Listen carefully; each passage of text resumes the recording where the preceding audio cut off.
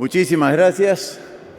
Quiero felicitar a AGAP y a todos los gremios agroexportadores que han permitido la organización de este foro. Y muy interesante las dos charlas anteriores. Y me han pedido esto. Y yo sí creo que tiene sentido hablar del tema. El título lo puso con mucho acierto AGAP: productividad, formalidad, cadena de valor, competitividad, factores indispensables en el sector agrario peruano. Esa posición en el planeta, felizmente, no nos las quita nadie. Dios nos los dio y ni Castillo, ni Cerrón, ni Maduro, ni los rusos, nadie nos va a mover de este lugar. Y no es exagerado decir que es el mejor lugar del mundo para estar en el negocio, sobre todo frutícola y hortícola de exportación. La raya horizontal es el Ecuador, y lo que vale estar al sur del Ecuador, muy pocos lo valoran. Bueno, nosotros sí valoramos estar al sur del Ecuador, y como ven, el gran territorio planetario está en el norte. En el norte están los consumidores y Perú está en el sur. Entonces, estamos en el mejor lugar del mundo. Nosotros, desde el sur, en contraestación, tenemos el mercado del hemisferio norte, el Asia, Norteamérica y Europa. Eso hay que tenerlo muy, muy en cuenta. Sin embargo, está la política, y así como la posición geográfica no nos las va a quitar nadie, la política lo puede echar a perder todo, ¿no? Y lo estamos viviendo de una manera dramática. La Constitución del 79, que alguien la quiere revivir, digo yo que en paz descanse y para toda la vida. La Constitución del 79 prohibiría todo esfuerzo empresarial que se ha hecho a partir de la Constitución del 93. Prohibido fondos de inversión, prohibido sociedades anónimas, prohibido inversionistas en el agro. Entonces, por favor, ayúdenme a divulgar lo pernicioso que sería volver al espíritu de la Constitución del 79, que prohibiría de la noche a la mañana todo lo que hemos logrado en los últimos veintitantos años. Y salvemos esta tan vapuleada Constitución del 93. A nosotros nos ha ido bien tratando igual a los inversionistas extranjeros que los nacionales. Eso que parece entreguismo, en el agro no ha sucedido, en el sentido de que son mucho más los inversionistas peruanos que los extranjeros los que han hecho este milagro agroexportador. ¿Y qué problema hay que vengan extranjeros a hacer agricultura con nosotros? Ninguno. Repito, el tratamiento igualitario de lo extranjero con lo nacional funcionó en el caso peruano, como funcionó el libre comercio cuando yo mismo, debo reconocer, pensaba que nos iban a comer los chilenos, los californianos, los argentinos, los sudafricanos, y resultó al revés. Perú se comió al mundo en materia de competitividad y productividad agrícola. La política comercial internacional peruana fue un éxito, es un éxito, y algunos se la quieren tirar abajo. La tributación en el agro fue un éxito. Eso de gravar con el 15% a través de la Ley de Promoción Agraria funcionó y las cifras lo revelan. Entonces, haber derogado la Ley de Reforma Agraria, y me refiero al expresidente Sagasti, a mí me parece una traición al Perú. Es la pura politiquería que no son capaces de explicar a la gente lo bueno que fue una tributación del 15%. En mi opinión, fue tan buena que los demás sectores deberían tener la misma tributación que el 15%. Funciona. Cuando uno baja las tasas, y los economistas hemos estudiado eso, aumenta la inversión y a la larga aumenta la recaudación. Entonces, cuidado con aferrarse a las tasas altas. Y la flexibilidad laboral es la explicación de todo esto. Eso que parece ir en contra de los trabajadores funciona al revés, va a favor. Manuel ha explicado los 160 soles diarios que están ganando trabajadores, seguramente migrantes de Huancavelica y Ayacucho, en Ica. Ya quisieran los sectores formales de otros países estar pagando lo que está pagando la agricultura con flexibilidad laboral, o sea, sin estabilidad laboral absoluta. Ica, pleno empleo, Piura por ahí, Chavimochic lo mismo. Con flexibilidad, sin estabilidad, se genera lo que uno quiere, que es el empleo completo. La Ley General del Trabajo, muy pro trabajador, 75% de informalidad. Un fracaso, la Ley de Estabilidad Laboral peruana. Entonces, uno de los más grandes errores es juzgar las políticas y los programas por sus intenciones en vez de sus resultados. La Ley General del Trabajo debe haber sido la ley mejor intencionada. Vamos a dar estabilidad laboral absoluta, entonces vamos a funcionar muy bien. Fracasó. Entonces el resultado es un fracaso, la intención estupenda. La Ley de Promoción Agraria otorga flexibilidad laboral, aparentemente en perjuicios, pero el resultado estupendo. Formalidad en todos lados, aumento de remuneraciones, generación de empleo formal y todo lo demás. Muy importante tener eso en consideración. Pero bueno, la combinación del lugar en el planeta que ocupamos, más la política pasada que ahora la veo un poco trastabillar, ha generado un proceso de inversión espectacular que antes de la exportación de frutas expresada en kilos o dólares, se refleja en importación de sistemas de riego tecnificado. Gracias a esto es que la agricultura puede exhibir esos resultados extraordinarios. Esto es la tecnificación del riego en aproximadamente 20 a 25.000 hectáreas por año.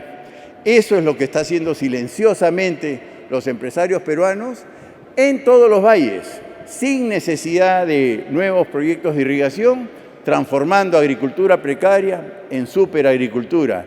Y en esos mismos espacios, con reducción de superficie agrícola, porque la superficie agrícola se reduce año a año a razón de miles de hectáreas en favor de las urbanizaciones, los condominios, las casas de campo y demás.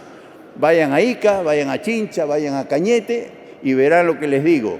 Cada vez hay menos superficie agrícola por el crecimiento de las casas de campo, los condominios, etc. Sin embargo, estamos tecnificando las pocas hectáreas que tenemos y con eso estamos aumentando la producción. Esa es pues la curva que nadie la puede creer. Sin tener ninguna autoridad, yo, Fernando Sillonis, en los años 90, sí soñé a mi país en cuanto a frutas y hortalizas de exportación. Y he consultado con muchos que están aquí en esta sala y soñando el año 2000, en aquel entonces hablábamos de 5.000 millones. ¿Llegaremos a 5.000 millones? Bueno, soñar no cuesta nada, decíamos, y por supuesto unos pizquitos nos hacían subir un poco los pronósticos, pero jamás soñamos lo que hemos logrado en la realidad. Es el único proceso de planificación estratégica que yo he participado en mi vida donde el sueño quedó corto. Es el único proceso de planificación donde la realidad superó al sueño. Normalmente, en planificación empresarial, uno sueña el futuro y uno se acerca al sueño y nunca lo consigue. Bueno, en el caso del agro, aunque parezca mentira, la realidad superó al sueño. Y eso es lo que hemos hecho en el Perú. Pero bueno, la pregunta es si los próximos 20 años van a ser como los 20 años pasados, y yo creo que depende de nosotros. Podría venir un colapso, ¿no? O podríamos, ojalá, mantener el crecimiento de los últimos 20 y tantos años. Y yo creo que tenemos que hablar de los desafíos del agua. Y haciendo un ejercicio rápido, yo veo 11 desafíos. Aquí están los primeros 5, que son los siguientes. El primero y primerísimo es el agua. Tenemos mucha agua que botamos al mar. Y, por favor, tírenle un portazo en la cara a aquellos que digan que nos vamos a quedar sin agua en Ica. Hace 20 años que vengo escuchando que nos quedaremos sin agua en Ica en los próximos 5 años, e Ica sigue creciendo, ¿no? Y seguimos botando agua dulce al mar, y todos los ríos del Perú, de la cuenca del Pacífico y del Atlántico, todos botamos cualquier cantidad de agua dulce al mar. Entonces vamos con los reservorios, cosa que no estamos haciendo, vamos con las plantaciones forestales arriba, vamos con los reservorios en toda la cuenca, vamos con las infiltraciones inducidas como estamos haciendo en Ica, vamos con los tratamientos de aguas servidas como estamos haciendo en Ica. Tenemos mucha agua, pero lo estamos desperdiciando. Y la propuesta nueva que se me viene a la mente es compartamos la tecnología del riego con los agricultores pequeños vecinos, porque realmente hay un contraste cruel entre la agricultura exportadora, súper tecnificada y productiva, y el vecino de maíz, algodón, payar, etcétera, acequia de por medio, ¿no? Ellos riegan con agua de mita, que ojalá les llegue cada 25, 30 días, y nosotros regamos todos los días o todas las semanas en el peor de los casos. Yo sí creo que a falta del Estado, porque no tenemos Estado, las empresas vamos a tener que ampliar nuestro ámbito de influencia del agua y del riego tecnificado con nuestros vecinos. Y las miles de empresas agrícolas que hay en el Perú, cada una casi adoptando como ahijados a los vecinos precarios, podemos ir ampliando el área de riego tecnificado, primero sin cambiar siquiera los cultivos, sino haciendo que su maíz duplique, triplique su productividad, el algodón, el payar y lo que sea. Y después que venga gradualmente el cambio de cultivos, porque el Estado no lo va a hacer y ese contraste es insostenible. Yo estoy de acuerdo con eso. Segundo, el desafío de las tierras. Cada vez hay menos tierras de valle. Cada vez tenemos que salir más de los valles y aparte de los eriazos, que yo comparto plenamente, hay 2 espacios de los cuales muy poco estamos hablando. Uno, las laderas. Estuardo Macías, Tayo Macías en Chincha es el pionero de la conquista de las laderas de los valles, y hay que sembrar en las laderas. Las laderas son muy baratas y tan productivas como los llanos. En consecuencia, está bien que las urbanizadoras se metan a nuestros valles, a mí me parece una torpeza, pero ni modo, no hay forma de competir con los valores inmobiliarios, y vámonos a las laderas. Y el otro espacio que estamos descubriendo en Pisco son los ríos. Hay que meternos a los ríos. Los ríos están muy mal atendidos y están culebreando y erosionando mucho las tierras de valle. Uno se mete, encauza el río con vegetación, no con empedrado, y le gana muchos espacios al río. Nosotros en Umay estamos metiéndonos al río y estamos ganando tierras, y ahí hay agua, por definición. Cada río de los 50 ríos de la costa, en mi opinión, ha perdido cada uno 1000 hectáreas en dejar al río culebrear. Si recuperamos esas, tenemos 50.000 hectáreas sin ningún proyecto de irrigación y todo hecho por el sector privado. Ahí hay una oportunidad muy, muy interesante de ganar superficie agrícola que la estamos perdiendo por el lado de las urbanizaciones. Después, no tengo más que agregar, la sanidad. La sanidad es un súper desafío y realmente tenemos que exigirle al Estado peruano que potencie, que acompañe al SENASA, porque el Perú le debe un monumento al SENASA, ¿no? Y sería penoso que la dejen languidecer como suele hacer el Estado cuando no entiende en qué mundo está parado, ¿no? Es muy peligroso tener a un gobierno corrupto, eso ya lo sabemos, pero tan peligroso como tener un gobierno corrupto es tener un gobierno ignorante. Lo que ha hecho SENASA por el país, repito, merece un monumento y yo creo que desde el sector privado tenemos que respaldar al SENASA porque ese mensaje que dan con la reducción del presupuesto denota mucha ignorancia, ¿no? Porque recursos hay.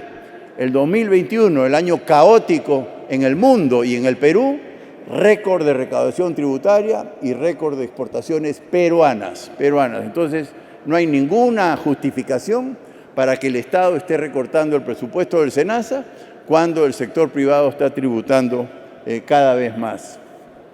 El desafío de la mano de obra. Cada vez será más cara y más escasa la mano de obra. No hay forma de evitar ese proceso. Entonces, el desafío es enorme, porque tenemos que ser competitivos con una mano de obra cada vez más cara. Lo que es sorprendente es que, según el Ministerio de Trabajo, estamos pagando menos. Yo no sé en qué país está el Ministerio de Trabajo, cuando los que estamos en el campo sabemos que por mercado, y no es otro el motivo, por mercado, nosotros tenemos que pagar más, porque si no pagamos más, muy por encima del salario mínimo, simplemente nadie viene a los campos, ¿no? Pero en fin, eso va a suceder. Entonces, yo sé que la gente critica, pero nadie se va a quedar sin trabajo. Vamos a la mecanización, vamos a la robótica. No tenemos gente para sostener el crecimiento que se viene. Y encima estamos apostando por dos cultivos de altísimo requerimiento de mano de obra, como es uva y arándanos. En consecuencia, roboticemos la poda, el raleo, ojalá la cosecha, porque no va a haber gente como ya ha sucedido en otros países.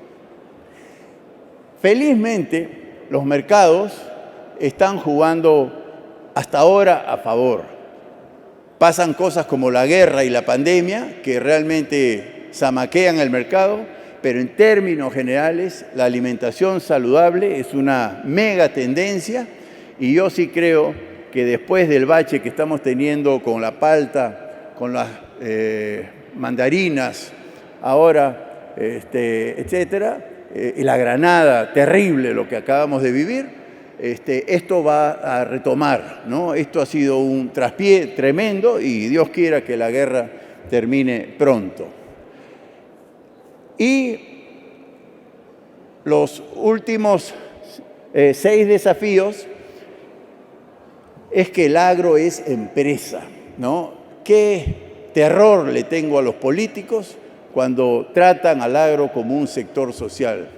El más pequeño campesino, triguero, cerealero, caficultor, cacaotero, es un empresario.